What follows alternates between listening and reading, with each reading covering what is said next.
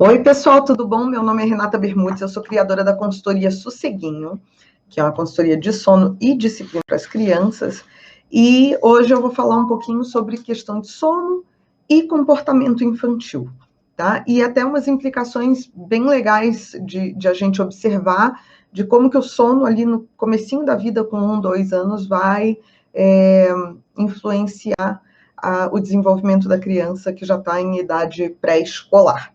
Tá? Mas antes da gente começar, clica aí para seguir o canal e clica no sininho para receber as notificações. Quem vira e mexe, eu estou fazendo os vídeos ao vivo, as lives, você pode entrar, tirar dúvidas, e aí você já vai ser avisado ou avisada dos próximos que a gente for marcando, tá? Então, mesmo quando eu faço pelo Instagram, tudo eu faço aqui no YouTube também, que é para vocês poderem assistir quando quiserem. Então, hoje, eu selecionei 2 artigos científicos. Eu tenho vários vídeos que eu falo de artigos, e hoje a gente vai lendo um, aí vê a referência do outro, e eu achei que os 2 cabiam num vídeo só, porque são temas relacionados, tá? Então, um deles é feito pelo Centro de Pesquisa do Hospital Montreal, no Canadá, o Departamento de Psicologia, tá? E aí eles têm a unidade de pesquisa de mau ajustamento, estudo psicossocial infantil e tal, departamento de psicologia, departamento de pediatria, então tem vários colaboradores de vários departamentos da Universidade de Montreal. Nesse, eles falam da associação entre a duração do sono e o funcionamento cognitivo e comportamental na entrada, na época da entrada na escola, que eles fazem um estudo com as crianças de aproximadamente 6 anos, tá? Seria a entrada no primeiro ano, né? E o outro estudo, que ele é dos Estados Unidos, de Chicago, da Universidade de Chicago, e ele fala sobre também a associação entre sono e problemas de comportamento em crianças em idade pré-escolar. Então, esse estudo de Chicago, ele é mais pragmático, assim, então ele vê a quantidade de horas de sono, eles fazem um diagnóstico psiquiátrico das crianças e aí eles comparam isso com a questão das horas totais de sono das crianças. Então, eles pegaram as crianças que iam chegando no serviço de atendimento pediátrico em Chicago, em todas as unidades da prefeitura, e as crianças todas passavam por um questionário, né? Que são questionários que já são usados por ferramentas por psiquiatras e psicólogos, já são ferramentas conhecidas, né? E quem tinha uma pontuação alta, acima de tantos scores nesse questionário, que é considerado um candidato para um diagnóstico de desordem psiquiátrica, eles passavam para um segundo, conversavam com a mãe e diziam assim, vamos para uma segunda etapa de avaliação e tal. E para cada criança que tinha um score alto, eles achavam mais 2 crianças que tinham um score normal no teste e que tinham as mesmas características. Então, assim, era da mesma raça, da mesma idade, do mesmo nível social, porque isso é o que a gente chama de grupo controle, né? Então, o que seria uma criança sem esses problemas, mas com as mesmas características populacionais, e para a gente fazer o estudo e comparar com as crianças que têm esses problemas, tá? De comportamento que tinha. E aí, além desse primeiro questionário, eles faziam várias outras observações, filmavam sessões com as crianças, e aí essas sessões passavam por 2 psicólogos, né, com nível de graduação, e aí esses psicólogos traçavam independentemente, faziam independentemente os questionários com as crianças e com os pais, e depois disso ia para 2 alunos de doutorado, também psicólogos, que faziam o diagnóstico. E aí, se eles divergiam no diagnóstico, eles sentavam e analisavam os casos juntos. Então, várias vezes, os 2 davam o mesmo diagnóstico, é como se você já pedisse uma segunda opinião, e se por acaso eles divergiam, então aí eles sentavam e entravam num consenso sobre o diagnóstico daquela criança. E aí, um dos questionários que era aplicado era da quantidade de horas que a criança dormia durante o dia, e nas sonecas, e a hora que ela ia dormir e a hora que ela acordava. Eles fizeram algumas análises de cunho racial, então as crianças que eram das minorias normalmente dormiam menos horas à noite, mas dormiam mais horas de dia, e no total do dia não teve diferença significativa, tá? E aí o que eles descobriram é que as crianças que têm menos horas de sono, tanto na noite quanto no total do dia, elas têm maior chance de ter diagnósticos. Principalmente eles estavam avaliando de transtorno do opositor desafiador e TDAH, tá? E aí, eles também, um dado interessante, eles procuraram ver se tinha um limiar. Então, seria assim, até que passou daqui, piora muito mais, tá? E eles não acharam isso para crianças mais velhas, mas eles chegaram à conclusão, e aí é legal, porque meu público quase todo é de pais de crianças pequenas, que crianças com 2 ou 3 anos que dormiam menos do que 10 horas por noite, aí eram bem mais prejudicadas. Então, você tinha assim, dormir 12 horas, entre 12 e 13 por noite, ou entre 11 e 12 é uma coisa, mas quando baixava de 10, a piora era muito grande na quantidade de diagnóstico dessas desordens, né, de ordem psiquiátrica. E aí, o outro artigo, eu tô aqui com os papers na mão, depois eu vou botar no link do vídeo, eu vou colocar para vocês o link mesmo do artigo, porque eu sei que tem muita gente que assiste, que é professora, pedagoga, psicóloga, médica, né, e pode querer ler o trabalho na íntegra. Esse outro aqui, que é aquele de Montreal, né, do hospital, da universidade, ele vai fazer uma análise que eu achei mais legal, sabe? Eles fazem do desenvolvimento mesmo da criança. Então, vai trabalhar as questões comportamentais também. Então, eles avaliaram, foram 1.500 crianças quase, tá? E eles fizeram os questionários... Eles vêm estudando essas crianças desde que elas eram muito pequenas, então eles fazem a primeira avaliação quando elas têm perto de 2 anos, e foram avaliando com 2 anos e meio, com 3 anos e meio, com 4 anos e meio, com 5 anos e meio e com 6, né, por volta da entrada na escola.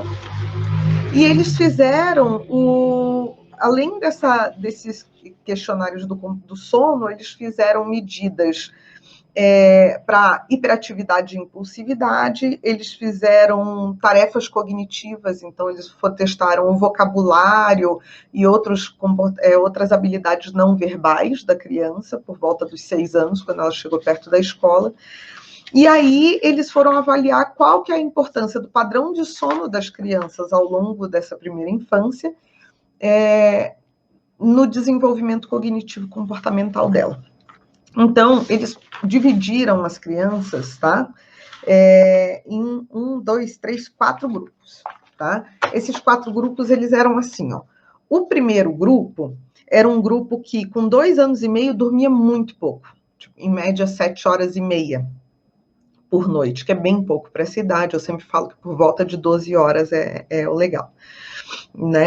Entre 11 e 12 horas. Então, essas crianças, elas com 2 anos e meio dormiam menos de 8 horas por noite, e depois de 3 anos e meio, elas aumentaram isso, foram para 10 horas e meia de sono, e aí isso dá uma persistida, cai ali por volta dos 5 e tal. Esse foi um grupo, eles acharam 4 padrões diferentes, né? Depois eles tiveram um grupo que eles chamam de baixo persistente, que dorme pouco, mas dorme sempre essa mesma coisa. Então, eles, por volta de 8 horas e meia por noite, desde 2 anos e meio até os 6 anos. Com 6 anos, eles estavam dormindo 9. Então, era pouquinha diferença. Depois, eles tinham um grupo que dormia por volta de 10 horas por noite e um outro grupo que dorme por volta de 11 horas por noite sempre, tá? E aí, eu vou colocar uma imagem aqui no vídeo para vocês, mas eles descobriram que, por exemplo, das crianças que dormiam muito pouco no começo, com 2 anos e meio, 41% tinha score baixo no teste do vocabulário na época da entrada da escola. Então, 41% delas tinham um resultado abaixo da média, tá? E nas crianças que dormiam 11 horas por noite sempre? 13%. E por que isso é interessante da gente saber? Porque esse grupo que deu 41%, ele melhora o sono depois. Mas mesmo o sono melhorando, isso não melhora os scores deles nos testes. Então, o que os especialistas desse estudo colocam na discussão é que provavelmente tem alguma coisa lá no comecinho da vida, uma fase que é muito importante para esse desenvolvimento, e se a gente não dorme bem ali, é que esse desenvolvimento ele segue prejudicado. Das que dormiam por volta de 8 horas e meia por noite, 27,8% teve nota baixa nesse teste, e das que dormem 10 horas por dia, 16,6%. E aí os 13% das que dormiam 11 horas por noite, né? Aí eles fizeram aqueles testezinhos de blocos, por exemplo, né? Então, para ver outras coisas, outras habilidades que não são verbais. Essas crianças que dormiam muito pouco depois deram uma melhorada, 24%, 23,8% não foi bem nesse teste. Agora, os que dormiam menos de 10 horas, né? Esses ficaram em 41%. Então, por exemplo, nessas outras habilidades, o fato do sono ter melhorado foi bom para a criança, mas no verbal não adiantou, tá? E na questão da hiperatividade, o que eles acharam é que aos 6 anos de idade, a criança tem 3,2 vezes mais chances de ser hiperativa quando ela dorme menos de 10 horas por noite. Tá? E isso é uma discussão que eu sempre faço com os pais, porque assim, muitos pais chegam para a gente e falam assim: ai, meu filho não dorme, ele é hiperativo. E uma das discussões, eu estou sempre procurando estudos nessa área e tal, que eu sempre faço, será que o seu filho, aquela história do que veio antes, o ovo ou a galinha, será que o seu filho não dorme porque ele é hiperativo? Ou será que seu filho é hiperativo porque ele não dorme? Porque muitas crianças que a gente atende e que têm um comportamento hiperativo, ou seja, não para quieta, eu vou ver aqui algumas das coisas que eles botaram no questionário, se seu filho consegue esperar a vez dele nas brincadeiras, se ele é capaz de se concentrar ou não, se ele tem problema de ficar mais tempo em qualquer atividade e tal. Então, eles foram fazendo esses testes, que são todas perguntas que você vai fazer num teste de hiperatividade. E o que a gente nota, depois que a gente faz a consultoria de sono, por exemplo, e a criança passa a dormir mais do que 10, 11 horas por noite, a gente nota uma melhora muito grande em todos esses aspectos. Então, eu já tive alguns casos de a escola, por exemplo, recomendar a consultoria e diz assim, da diretora me ligar e dizer assim: Renata, olha, eu acho que essa criança não tem nada. Eu poderia mandar para avaliar uma hiperatividade ou não sei o que, mas eu acho que essa criança não tem nada. Está faltando sono e disciplina. E quando a gente trabalha, e quem é cliente da Sosseguin, quem acompanha, sabe que ninguém aqui está trabalhando com a disciplina de ficar castigando a criança e tal, mas quando a gente trabalha questões disciplinares para a criança se sentir mais segura, porque a disciplina faz a criança se sentir mais segura, e quando ela dorme melhor, aí a gente tem uma melhora absurda no desempenho na escola, na fala. Tem crianças que a gente atende e que quando começam a dormir melhor, começam a falar. Várias crianças, por volta de um ano que eu estava atendendo, já andaram durante a consultoria, porque eu tenho aquela consultoria que eu vou e fico na casa da família 5 dias, e durante esses 5 dias, quando a criança começa a dormir melhor, ela anda. Ou ela passa mais tempo brincando no chão sozinha, ao invés de querer ficar só no colo, entendeu? Atrás da mãe e tal. Então, quando a gente trabalha a questão do sono, a gente está fomentando e estimulando toda a parte cognitiva e emocional das crianças.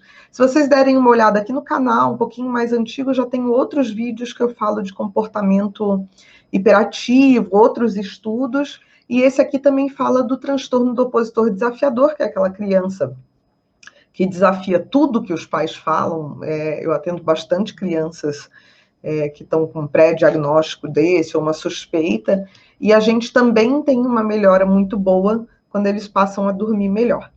Então, eu vou deixar aqui na legenda, na descrição do vídeo, os links para os artigos, como eu sempre faço. Então, se você quiser ler na íntegra. E, como eu sempre digo, segue o canal se ainda não seguiu, curte o vídeo e ativa o sininho para você ser notificado.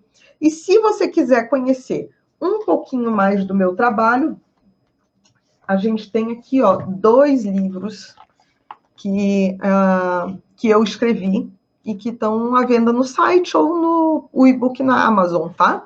Então, esse aqui é o Durma Tranquila, o sono de 0 a 6 anos, que ele vai... de 0 a 6 meses. Esse aqui é bom para aquela sua amiga que está grávida ou para você que acabou de ter nenenzinho, tá?